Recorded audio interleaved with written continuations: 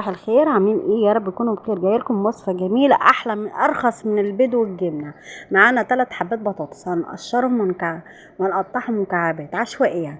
هنسلقهم يعني، وهنحط عليهم رشه ملح وميه ونحطهم على البوتاجاز عشان يتسلقوا.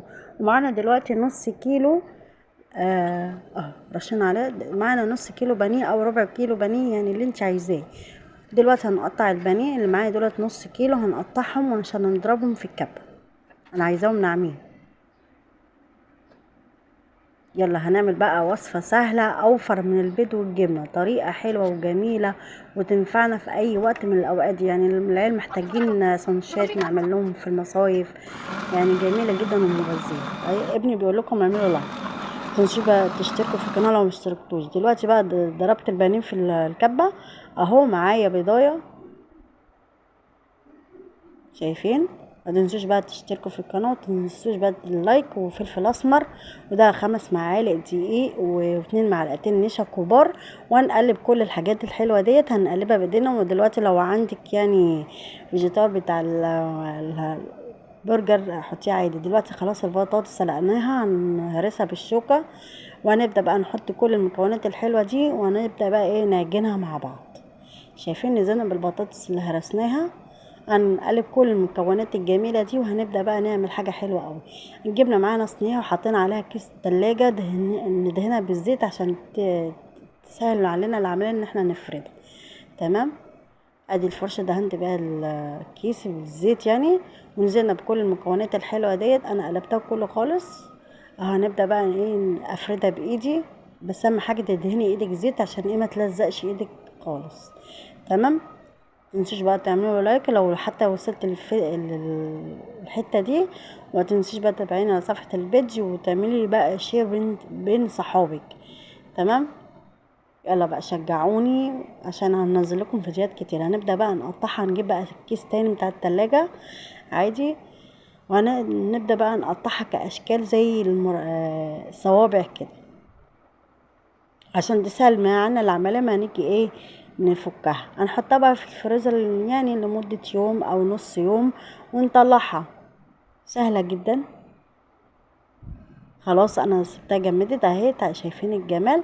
هنبدأ بقى نعمل لها زي الكفر. شايفين البطاطس في جمالها، الصوابع البانيه احلى. معانا كوبايتين دي، ومعانا التوابل بتاعتنا نشا وبودرة وتوم باودر وبصل باودر. ومعانا فلفل اسمر، ومعانا كوباية مية. وهنبدأ نقلبها زي بديل البيض كده عشان تمسك مع ال- اسمه ايه ده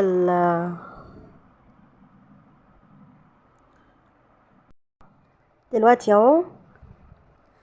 هنبدأ بقى نجيب كيس ونحط فيه. هننزل بقى بالحاجة الحلوة ديت بتاعت خلطة البيض، صوابع البانيه.